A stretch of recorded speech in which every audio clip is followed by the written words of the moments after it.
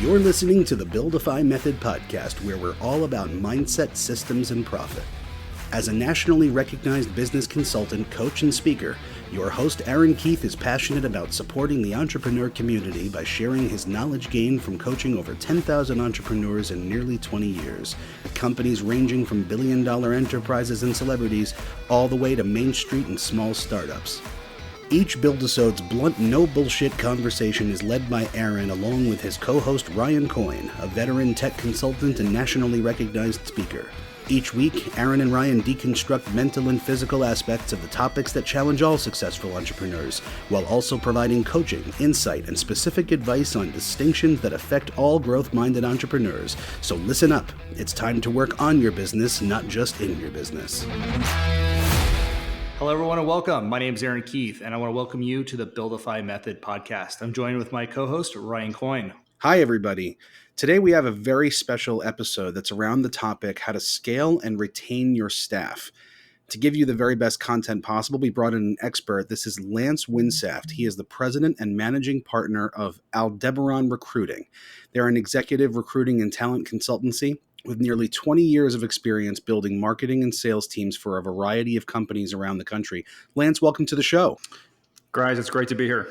Lance and I go way back. We've worked with celebrity clients together, some big companies down to very small startups together. So Lance and I are really used to diving in on this topic. So we think you guys are going to be very excited. Yeah, absolutely. And I think the topics we have today are fun, and I'm looking forward to diving into some of it. So Aaron and I have known for years that what you do is rather unique in your industry. Can you tell us a bit about what makes you special? Absolutely. You know, recruiting firms aren't a new thing. There's been recruiting firms since the beginning of time, I think. And they range the gamut from good, bad, and everything in between. And for the most part, recruiting firms tend to act very much like a commodity. And that commodity is a resume, or it's a person attached to a resume.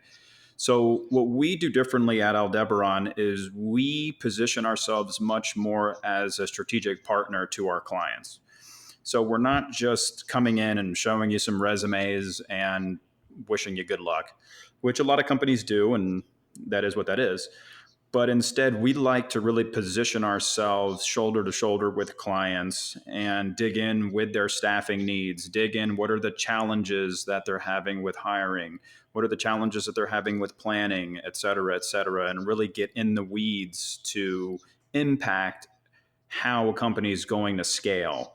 Because I think we know that, well, I think we all at some level know, I don't think we all run our businesses this way, but the people that work in our businesses and work for us and work with us are the key to our success and the key to our scaling. And that's where we like to position ourselves to be a partner.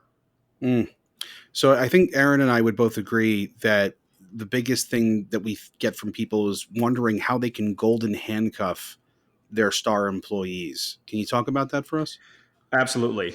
And this is one of the biggest challenges that businesses face. And this is interesting because we see this on multiple sides of what we do. So we spend a lot of time talking with candidates about why they're interested in leaving their jobs. So just to give a little bit more context, when a company hires us, say to fill a director of marketing position, it's a 98% chance that the person they end up hiring wasn't on the market looking. So that means they were working somewhere, they were relatively successful, relatively happy, and we came along and we sold them on a new opportunity. So we are finding out a lot what has people motivated to leave. And I think that's an important part of your question, Ryan, because if you want to know how to golden handcuff people and keep them, you got to first deal with why do people leave? Right. Yeah, what I'd say too is one of the things I've noticed is when you're dealing with some of these companies, I think you and I have gone back and forth working with some of our shared clients. And the landscape these days has really changed for hiring. Right now it's isn't it the employee has the floor right now? Absolutely. So it's what we call a candidate driven market. Gotcha. So the candidates are the ones that are in control, that hold the leverage, so to speak. So it's really interesting, right? Most of the candidates we're representing, when we get to the offer stage, they've got 2 or even 3, sometimes 4 competing offers. Wow. Good so for them. Yeah, right. Not for us. Yeah, exactly. Not for the client. Yeah, no, not at all. But it's very, very challenging, super competitive. Mm-hmm. So salaries are being driven up, and candidates know this. Yeah. And so they know they have the leverage, and they're playing that way. So then for us, the employer, the person who's A, trying to retain the people we have, and then B, trying to bring in the great talent that we're looking for here, it sounds like we also have to focus on the retention of our existing customer base or our staffing base, and making sure that the staff is very happy. So what are some of the tools that you guys are using right now to help kind of golden handcuff those rock stars? Yeah. Some of the reasons people are leaving, we hear some of the more common themes. So let me say that first, because I think that once you know the problem, then you can go, how do we kind of plug this hole up a little bit, right? Yeah. So the number one reason people leave is they're not challenged anymore. They're bored in what they're doing, and they don't see more opportunity for their own professional growth. That doesn't necessarily mean promotions, although that's part of it. So they don't see a pathway to grow within their current company, and they don't see enough challenge and future challenge to stay interested. Yeah. Number one reason we hear people are leaving. So on that note, for all of you listening, something I would take a hard note of, and I'd love to hear Lance kind of say more about this. From my experience working with clients, there's 4 main things a staff member needs to stay, and money being number 4, actually. It's that they feel like they're part of something bigger, that they're learning and growing, and that they're making a difference. They're part of an organization that's actually making a difference. So when people feel like they're learning and they're growing, they're making a difference, and they're expanding, those are some of the things that I've seen that really help people stay. And then money shows up. Have you seen that? Completely agree. Yes. And where we get lazy as managers is we don't sit down with our employees on a regular basis and find out which of those 4 things is their prime motivator, and then make sure as managers and leaders that we're empowering whatever that is. Yeah. So I'd say something to kind of add to the golden handcuff conversation is perks. I'd love to see what you see about that as well, being on the recruiting side. But as CEOs and entrepreneurs are coming to me and working with me about their existing staffing model, a lot of times we're looking at what perks can we add in, what benefits can we add in that are unique, such as, the owner buys lunch for the staff. They start giving car allowances. They have the massage people come in once a month. Like all these little extras start to really create a culture and an environment where people don't want to leave. They love the environment. It's not just their coworkers they love or the company that they love. It's the experience of being at the company. Building that experience, I think, is critical. Would you agree? I completely agree with you. Yeah. And there was an article I even read recently that said most millennials would rather have an extra week of time off. I'm paraphrasing this, so that might not be good, but like an extra week of time off instead of a $5,000 or $10,000 raise. So those perks like time off and et cetera, are definitely critical. And companies like, a while back, the big tech companies like Google and Facebook really set the kind of bar with those perks. And so you've got to have those right kind of perks just to compete. If someone's going to look at leaving their current job, this is sort of the other side of the hiring thing, or let's say it this way. If one of your employees was being potentially poached by a headhunter or another company, one of your competitors, and the other company was going to pay them the same you're paying them, but we're going to give them other perks, already now they're enticeable. Right. So you got to be at least apples to apples. Right. Otherwise you've got a hole in the ship there. Tangible perks too, right? Because one of the things that I see when I'm talking to people is that, not every, especially youthful employee values things like health insurance the same way that somebody who might be more progressed in their life would value that extra coverage, or people with families. And that may be seen as an intangible perk, just as an example, Yeah. and being sweetened in other ways. And I wanted to mention one thing about the time off that you mentioned, Lance, because as a millennial myself, yes, I value that, but I would actually also amend that as guilt-free time off. Something that is really, really prevalent that I hear even with my peers is that they feel bad taking time because they feel like they're hurting the business, or somebody is not going to be able to pick up that slack. And they're afraid to use their time off. They're going to get judged because of it. Yep. And a perk in and of itself can be just letting them know that it's fine to take the days that they have. Yeah, I agree.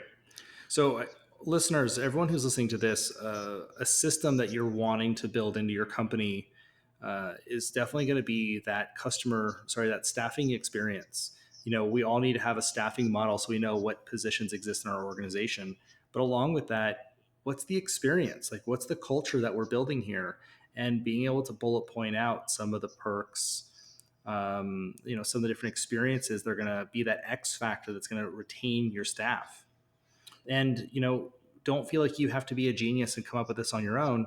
Ask your people, right? Don't try to perceive what they want, especially when you have a wide array of varying ages. Sit down and start to talk to your employees. Exactly. Yeah. Go beyond the masses of your employees too. Like Aaron said, sit down with people, find out what drives them, what motivates them, find out what's not working for them within the organization, what's missing for them. As managers and leaders and owners, we tend to sometimes want to avoid the bad stuff. But you want to dig in there, because if you can find out where an employee might not be completely engaged, or there may be something missing from them, being able to put that in for that employee, that's your golden handcuff. That's what's going to get them handcuffed. Those things, you fill those holes in, they're just, they can't leave because they got everything they want. So that's why one-on-ones are so important. So what about things like profit? Like, Ryan, I'm sure you hear this too, with a lot of the clients that you work with on the IT side and the tech side. But, a lot of entrepreneurs come to me and like, hey, I don't want to lose this employee. I really want to golden handcuff them. Should I give them like a chunk of the company, or should I give them profit sharing? What's your view on that as a golden handcuff? Yeah, absolutely. So this is something that almost all tech startups are doing really well right now with equity. And this is another one of those examples too of a perk that you've got to have if you're going to compete, particularly in the tech startup world. If you're a tech startup and you're not offering equity, 98% of your competitors are. So you're already way less desirable. But anyway, the important thing with any kind of equity package, whether it's profit sharing or it's options or it's just traditional stock, or however you put it together, there's important that there's a vesting period with it, because that vesting period is what's going to lock people in for some period of time. And when you have that vesting period coupled with the stuff that we've already talked about, it makes it so much easier for someone to stay for that 4-year period or whatever period you create for vesting, and then to stay even longer beyond that. Because of the carrot, yeah. I have a question about that, though. So for our listeners who might not understand the concept of vesting, can you quickly explain that? Yeah, it could be done so many different ways, but it's let's use profit share, for example, right? Or let's just use this as something super simple as equity, like 4% ownership.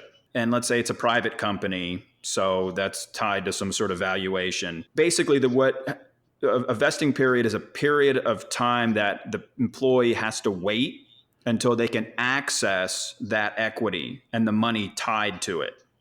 So maybe just completely making up numbers here, but say you give an employee 2,000 shares, and those shares are now at the current company valuation worth $2,000. Obviously, I'm making numbers up, and then over a 5-year period, there's a period that employee has to wait where they can cash those shares in. And maybe halfway through that period, they could cash those shares in for half of what they're worth. Sometimes we see vesting like that, where it's like a partial. But anyway, yeah, basically it would take an X amount of time, 5 years, 10 years. You get to make that up, really.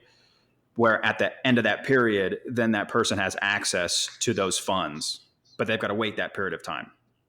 Excellent. Thank you for saying that. Mm-hmm. I also wanted to mention that, especially in the tech sector, since that's the example that you forwarded, and yes, I matriculate with those people, and I've worked with some successful startups. I've worked with some that didn't work out. You know, the employees that are getting those opportunities are also smart cookies, and they can tell if the product that the company is developing or getting ready to go to market with is something that has long-term viability. You know, they're all reading the same blogs. They're all reading the same, industry material, TechCrunch and stuff like that, and understanding if this is something that's going to have vested value. So then you hear people talking about, flexibility in, what Google obviously pioneered the mainstream consciousness of flexibility. Right? Right. Make your own hours. You want to have a ping pong tournament in the middle of the day. You want to have slides in the office that take you from one floor to the next, and they just made this, a little bit of a playground environment. And obviously there are some owners who are not comfortable with that at all and are looking for rigidity and structure. Mm-hmm. And there are some that want to have meetings in, the bird's nest, where, you see companies that have these really funky meeting rooms and things like that. So where do you see flexibility or mobility or working from outside the office or different things like that coming into play as a value add? The most important aspect of that I would say is the work flexibility, like a remote flexibility. The ask for remote work is becoming more and more prevalent. Yeah. And I think there's still a decent amount of resistance around that Mm-hmm. for a lot of employers for really obvious reasons. I mean, understandable reasons. I think too, just to kind of weigh in on this one too, we know more and more millennials and there's other people are wanting that for other reasons. They want to be with their family during the day or be able to see their kids more during the day. And I think something that employers can start to look at to help them become more comfortable with that part of the conversation is, do you have KPIs for this person? Does this human being, this person, this position have very clear, measurable KPIs, key performance indicators, that you're sitting down and measuring on a regular basis to know that that person is doing their job, regardless if they're in-house or out of house and they're working remotely. So that is a control mechanism that you can put in place. It's not perfect, but it definitely will start to make a difference in that arena. Yeah, I agree. And certain positions lend themselves more to remote work. Like if you're in a software company and you have a sales staff, those people are probably traveling all the time. It's actually really annoying as a high performing salesperson to have to come into the office all the time when you're traveling a lot. Paying attention to where you can leverage remote work for good talent, that's a good first step. I also wanted to mention that the making somebody a department head or a committee head is something that, Aaron and I have talked about having tremendous value, in addition to equity in the company, feeling responsibility or a sense of duty to subordinates themselves, can also be something that being thrust into the leadership role also is something that they'd feel like they'd be abandoning people that they've been grooming. So Lance, I'm not sure if that's something that you have seen, corroborated in what people offer or what people talk about in terms of value. Yeah, it's definitely one of the things that makes it more challenging for people to leave when they have a great team that they're working with. The thing that I add to what you said, Ryan, is make sure that people have if you've got team members that are interested in leadership and management, they've got to have a pathway to that, and they need to be able to see that pathway and be working toward that, because then then have something engaging to follow. People love rank systems. That's one of the things that has the military rank system work. When you put in a system, martial arts, anything that has a ranking system, people naturally want to rise in the ranks. And so the more that you can build that into your company, that golden handcuffs people more. Right. And Aaron, that speaks to your KPIs point, correct? It does, yeah. And the KPIs, even your reviews, a lot of them, and we'll talk about this in another episode, but I see a lot of entrepreneurs, they don't do a lot of reviews with their staff, unfortunately. I think it's a big missing, because this is one of those opportunities to sit down with them and hear how they're doing, hear what's working for them, hear what's not working for them. And getting that feedback is critical because they feel humanized. They feel like they're part of something, not just a cog in your machine, right? It's your business. So being able to sit down with that staff member on a regular basis, even quarterly, is something I recommend to a lot of my entrepreneurs. Sitting down with them and debriefing. How's it going? How's your team? How's this? How's that? And it's the little things that matter. I've seen people give hugs because you bought someone a standing desk. I've seen people go crazy because you got them a new keyboard because they hated their keyboard. You'd be shocked about some of the little things that no one's telling you, that when they have that opportunity to voice, like, oh yeah, it'd be really nice if, and you do it, how appreciative they feel. So it's not always the big vacations and the time off and the trips. It's having that time where your focus is on them. It goes miles. And I can tell you that most entrepreneurs that I've coached, and I've coached thousands, very few entrepreneurs do meetings and reviews very well with their staff. It's definitely an area for growth for most of us. Totally. And I think that I agree with you. It's a big mistake to not do that. I also have a strong gut that the reason most entrepreneurs, but not even just entrepreneurs, managers, department heads, wherever, don't do reviews is because they're concerned some way about looking bad or finding out something that's not making their team not happy. Right. When that's where all the gold is finding that out. And I can't tell you how many times we've asked people, why are you interested in making a move? Man, I haven't had a review in 2 years and I have no idea what's next for me. Right. Unless my boss quits, I don't know what's going to happen. So, I need somewhere where I can grow. Yeah. So I think as a very clear piece of coaching and takeaway for everybody is sit down and schedule out your reviews with all your staff quarterly. Now, we'll get into the details of this in another podcast, but make sure that once a quarter, you're sitting down with all your staff, you're hearing them out, you're telling them how much they matter to you. And then second bullet point is you have to show people the hierarchy of your company and how they can scale up. Give them that opportunity. Ask them that question. They need to know that you care where they move. And if they want to become a manager, they want to move into a different department, wonderful. Give them the tools, right? Give them that education. Remember, we said learning and growing is one of the number one things that keeps people at an organization. So if you're showing them a pathway to go from where they are up into something that's a self-expression for them, they can make more money, they feel more used and more utilized. That is huge. And most entrepreneurs don't provide that conversation. Yeah, psychologically, even though we all admire the person who accepts the fact that nothing in this life is given and you have to take or ask, and there's a lot of people that are valuable, irreplaceable sometimes, members of staffs that are not the extrovert, outgoing person who's going to ask and who's going to call for their own meeting, to be able to voice themselves. And they might leave and say to you, well, you never asked me. I never had an opportunity to sit and talk with you about it.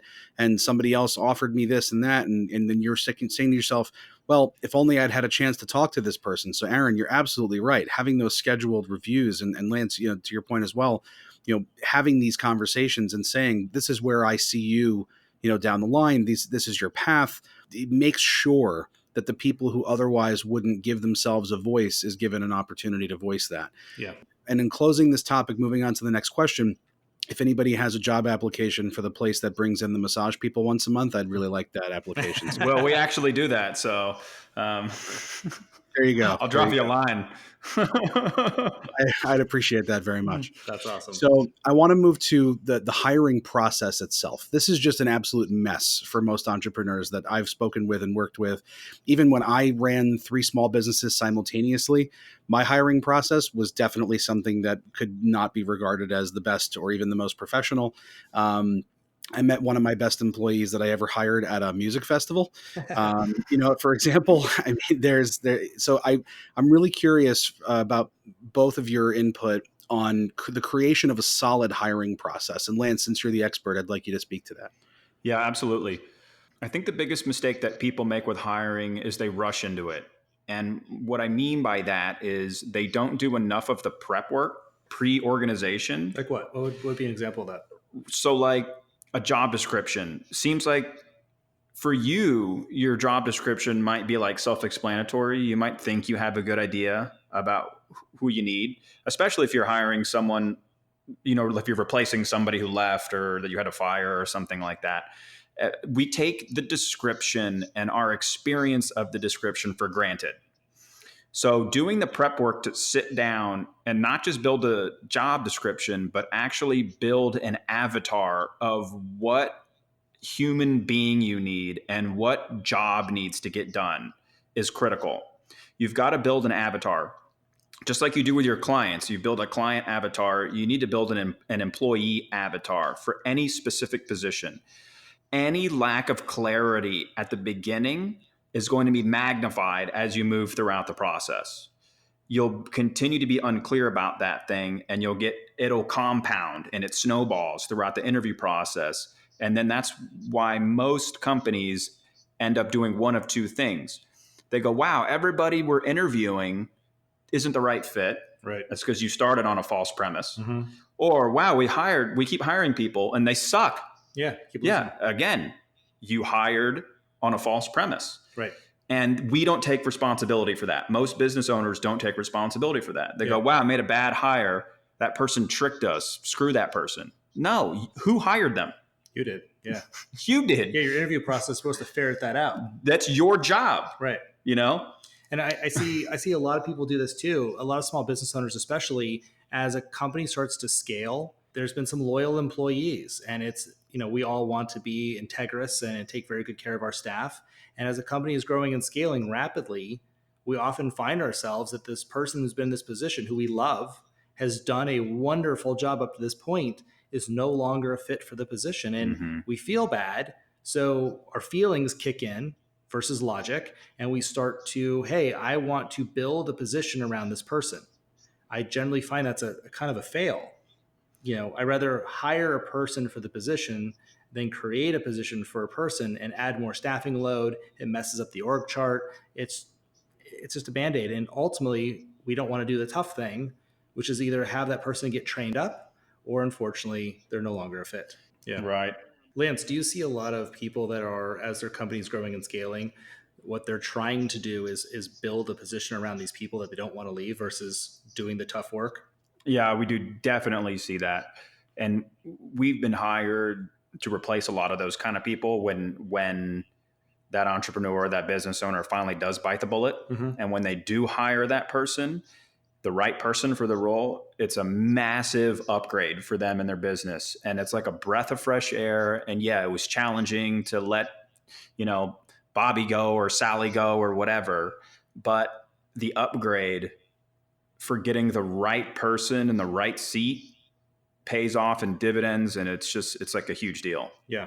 Yeah. So a few thoughts on this. I try to look at the hiring process in a very methodical kind of checklist kind of way. So I'd love your feedback on some of the points. So, because, we've never talked out this. So I'm actually curious real time here for you to coach me on my hiring process. So when I'm working with entrepreneurs, the process I usually tell them to is, like you said, like build an avatar. We need to actually know who this human being is going to be that we're going to find. The job description is paramount. That job description needs to have a lot of detail. I find that a lot of entrepreneurs, when they're coming up with their job descriptions, it's like an ad. They think their ad is their job description. It's not. The checklists, the detail, the KPIs, those key performance indicators that this person's going to have to hit. You need all that thought out ahead of time. So when you're hiring someone, they can ask you questions about those KPIs and you can ferret out, can they actually do this? Do they have the skill set required? Yep. I think another thing too would be the DISC profile, or whatever kind of profiling system you can do to get a better sense of how this human ticks, and to see if their way of operating is a match to the avatar in that position. Are they going to match? Are they going to line up? Totally. Well, just on those two things, with the job description, you should have two versions of your job description. To your point, one that's the ad, because that can't be too overwhelming. Right. So it's like a dumbed down version. And the ad should always be clear. I always have the ad in 4 sections. The first section should be something quick about your company, your product, what you do, what's interesting or unique about you.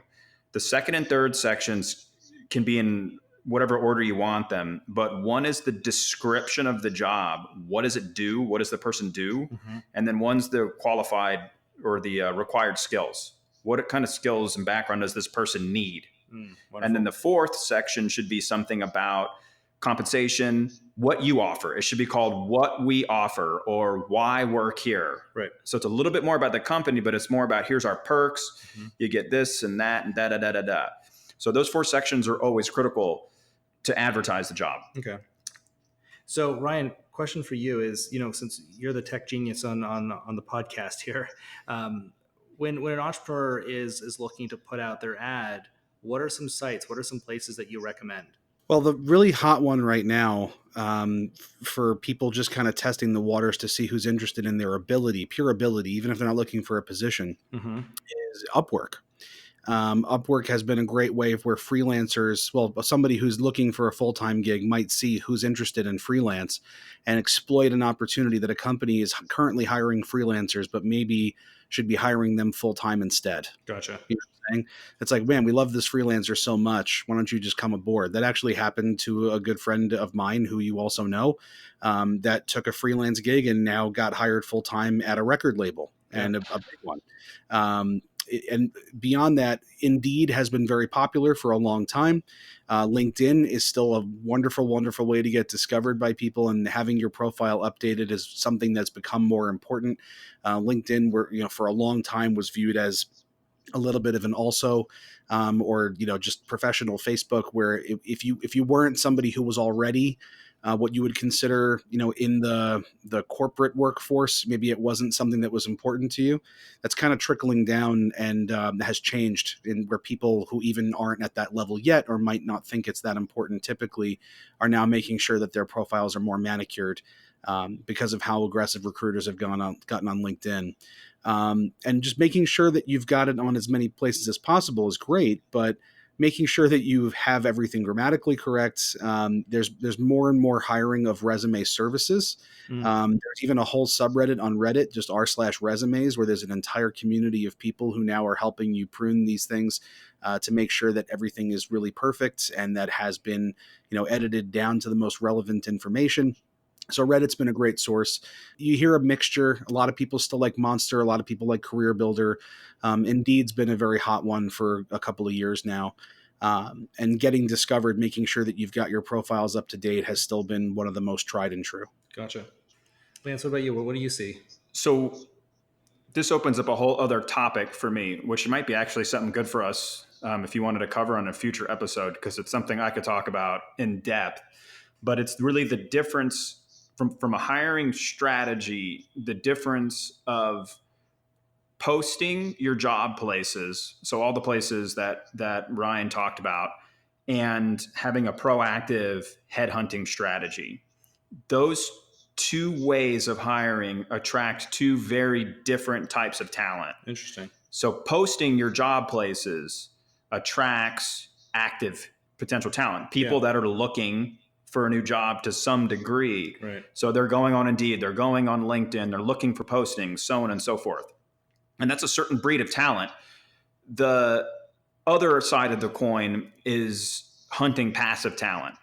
And that tends to be where you find the better talent.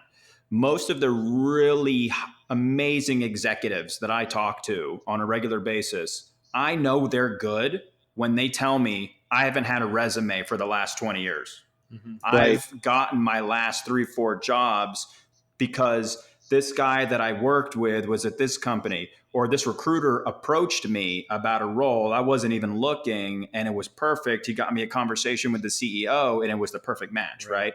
So those people know they're hot and they know someone's going to come find them. So having a proactive headhunting strategy is the best way to get talent. You shouldn't avoid the job boards because you can scoop up some good people there. But if you were going to split up your strategy load, I'd say you want at least 80% of your strategy to be proactive headhunting versus passive collecting. Okay. Yeah. I also have one more thing to add to that before we move on. Uh-huh. One thing I didn't mention was conventions or industry, like, conferences and things like that. Because, for example, DEF CON and Black Hat, which are two of the biggest security conferences for, technology and cybersecurity in the world.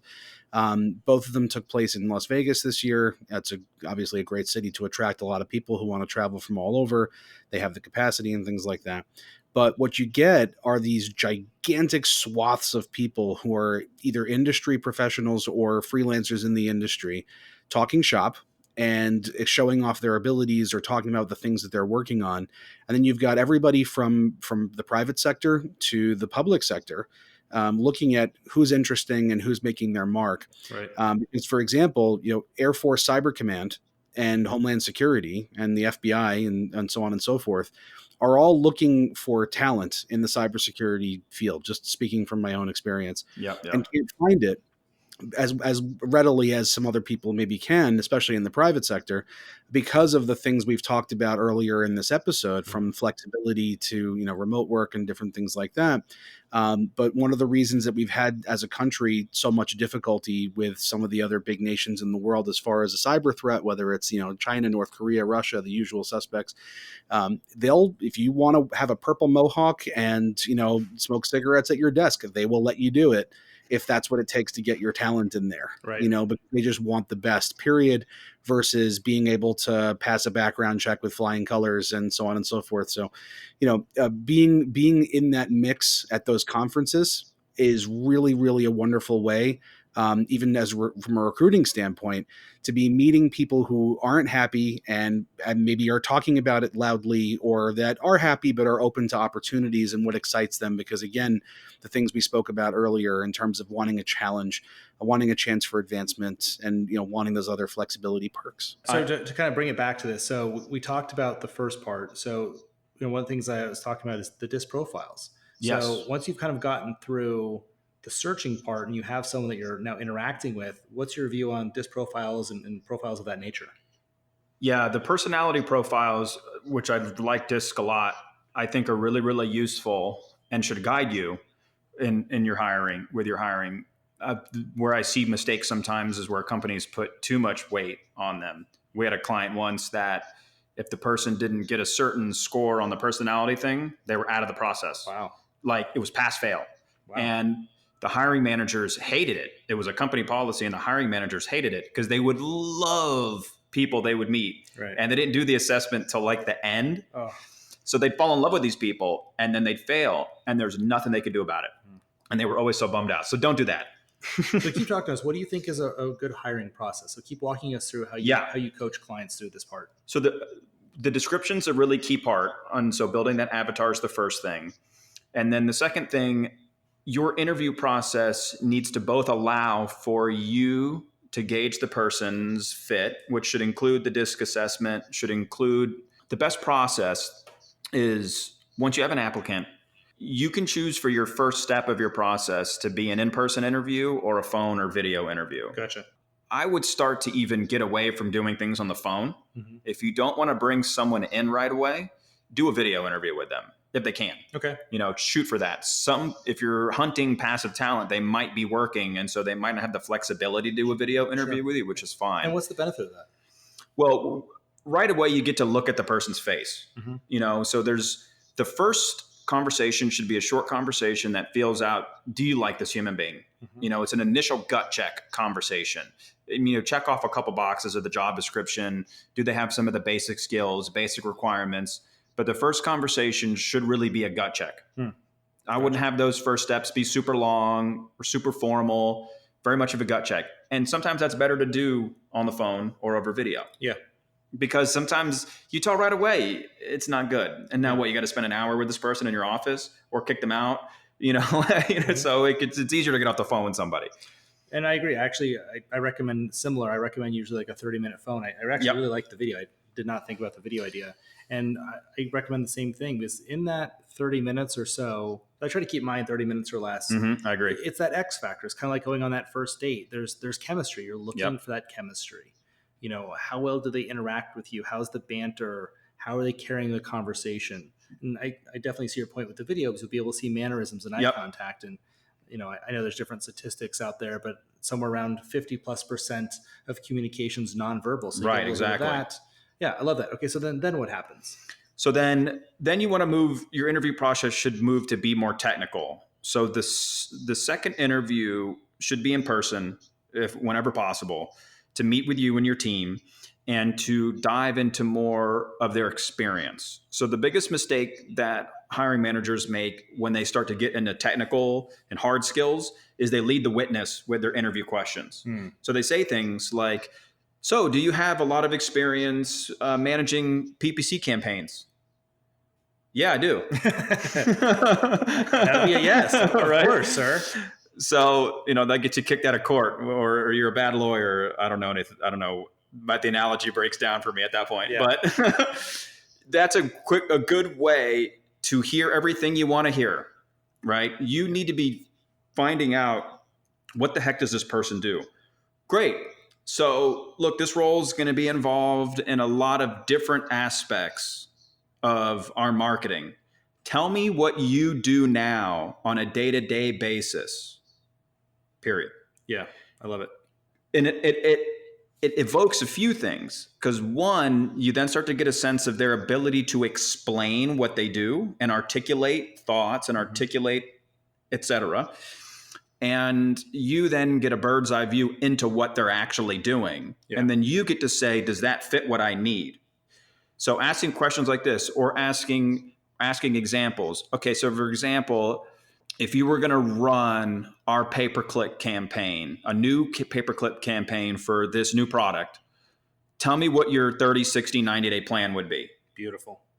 And then you get hear their thinking. Right. So that second interview should be around hard skills. People who make it to round three, you can sometimes mix this with round two, but I recommend it being around three, is some sort of actual testing of their skills. Like a working interview of some kind? But don't call it a working interview. Okay. Because you technically have to pay people for a working interview, okay. Right? So just don't call it that. Sure. And don't have them do work so you don't get caught up with any of that. So have it be something made up, right? Sure. But it could be something like building a plan out. It could be something like pitching, if it's a salesperson, pitching a sale, whatever is relevant. Technical roles. Ryan, you might be able to speak to this. A lot of the developers and engineers, I know there's coding tests and things like that, that's real cut and dry. Does the person have the technical expertise or not? When you get into sales and marketing, it's a little bit more. Yeah. Yeah. There's standard ones and then there's murky ones. Like Google famously has this really, really heinous question process where they ask you questions that have nothing to do at all with what you're actually going to be doing. And they just gauge you on how you're going to answer those questions. It's like, you encounter a duck in the road. It doesn't seem injured, but things like that. Yeah. And you have to see, people talk online like, oh my God, what were your questions? And they never ask the same question twice, and people sweat it and plan. And then there are more traditional things like, how would you solve for this issue? Or, talk me through what you would do encountering this kind of a bug, and so on and so forth. Yeah. Right.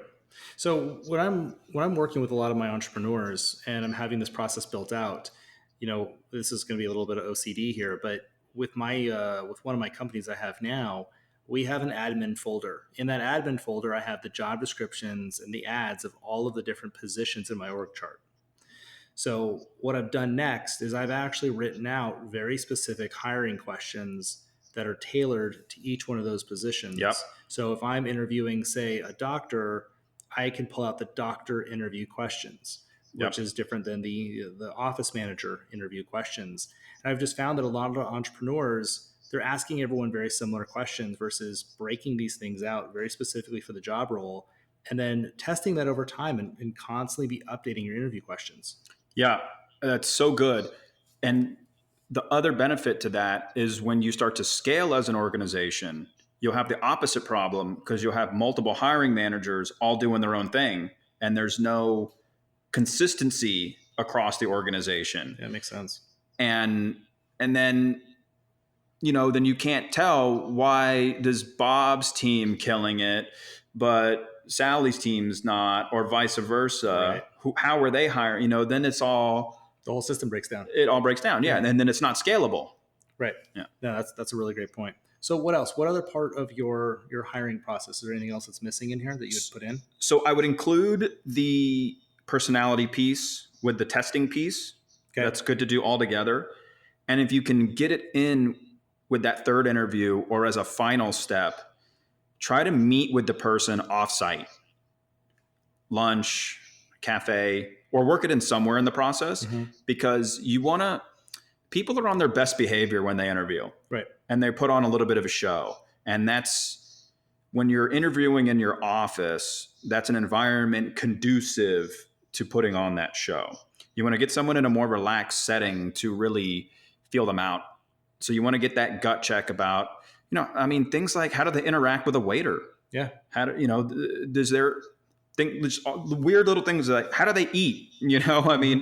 Just, you don't want to put too much stock in that stuff, but it points to something. Yeah, exactly. And it'll tell you more about the culture piece, and it'll tell you more about the personality piece, if that person's really going to get a fit in. And you can do that with a couple team members. You want to involve your team in hiring as much as possible. Yeah. Makes sense. And so I'd say, just kind of in closing here, that there's one more really important thing. Please go ahead. And this is a big mistake that a lot of hiring managers make, is they wait till the end of their interview process to deal with money. Oh. You want to deal with money up front.